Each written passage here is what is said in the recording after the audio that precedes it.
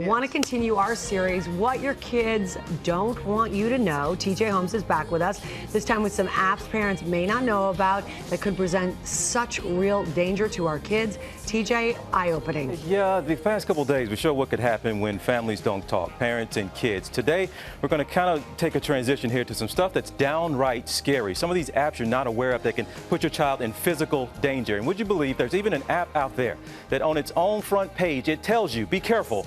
Predators have been known to use it.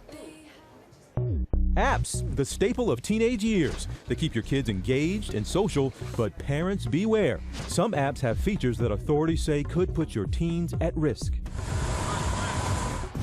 The lives of 3 young women in Philadelphia cut short in December.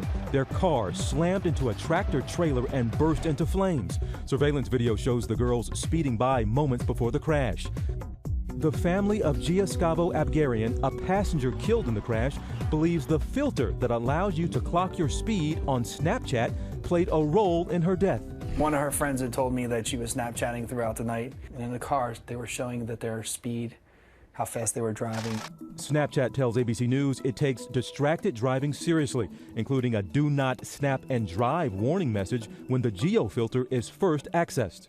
There's a lot of good that can come with social media, but there's a lot of bad. District Attorney Pamela Casey has been outspoken about the dangers of social media and in particular the app Kik. Kik really is the devil. Kik is a messenger app that allows users to be anonymous. It made headlines in February when 13-year-old Nicole Lovell was murdered after police say she met one of the suspects involved in her murder on the Kik app. Kik tells ABC News, we have zero tolerance for any behavior that potentially affects the safety of our users. As well as our 24/7 support team, we offer blocking and reporting tools to allow users to flag unwanted content or contact. We have children being killed across the country by people who are luring them through social media. Omegle, another app gaining attention from law enforcement, puts 2 users in an anonymous chat room, and on the app's own front page, a frightening warning.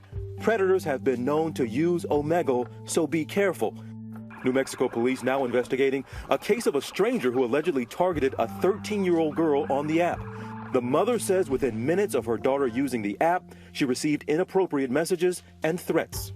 First, it was very innocent. Then all of a sudden, the person on the other end started becoming vulgar. Omegle's homepage says the people you encounter on Omegle may not behave appropriately, and they are solely responsible for their own behavior. Essentially, by giving your child a phone, you're opening the door to the world and inviting them into your home. And parents, we're not trying to scare you. We're trying to inform you. But still here, guys, at the same time, parents, what are they supposed to do?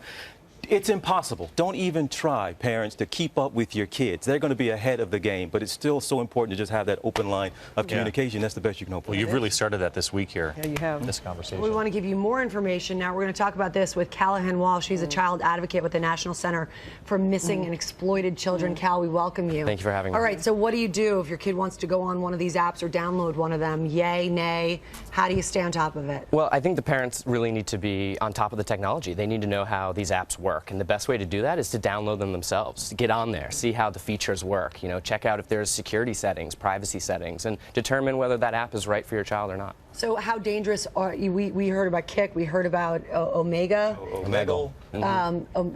How dangerous is this? Well, they can be very dangerous. I mean, the child has no idea who they're chatting with, and neither does the parent. And the fact that a lot of these apps have features where you can search for certain age and gender, these predators are using it as a private hunting preserve for kids. They can target the exact age and gender that they're looking for. So there's security measures, but is there something else that parents can do? Definitely. Knowing the technology is great.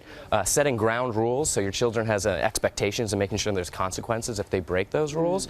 And ongoing conversations. There is no substitute for conversations with your kid about safety measures. I do like the idea of downloading it and learning how to use it, because I will say it's very daunting as a parent. There is like a generational gap in our knowledge. Oh, definitely. And that gap may never be narrowed. And the best way, again, is we say have ongoing conversations with your kids, especially the conversations you're going to have with your youngest child isn't exactly the same conversation you're going to have with your oldest child. True. And when you see a warning that says predators have been known to be on this app, it puzzles me why children are on these apps at all. I know they're ahead of us, but when you have a warning like that. Yeah, I think a lot of times parents just have no idea that they're on them themselves. Yeah. And I brought it up yesterday because we have been talking about it all week, and I brought it up with my younger child.